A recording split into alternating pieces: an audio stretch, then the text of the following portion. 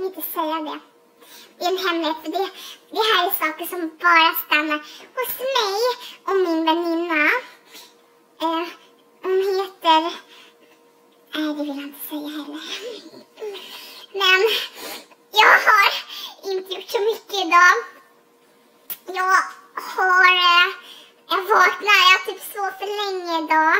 Så jag har gått runt och typ varit ensam hemma och bara skrikit typ så här.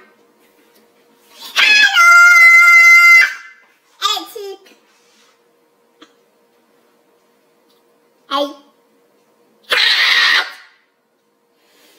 Alltså, jag var hos doktorn typ i Australien. Jag var där och han sa att jag hade någon symptom som ingen annan hade. Jag vet inte vad han menar riktigt, men alltså...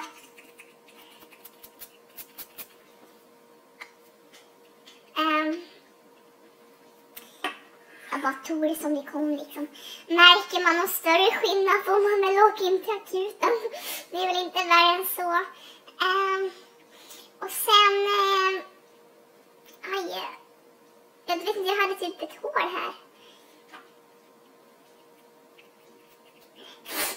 För liksom när jag sprutar upp näsmedel här, då kommer det upp här.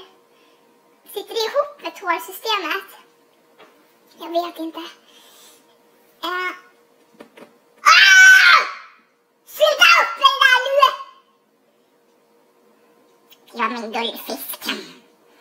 Guldfisken. Ragnar! Nu kommer någon hem. Nu måste jag gå. Hejdå. Ha det bra nu. Och stay tuned, för jag heter Gunilla.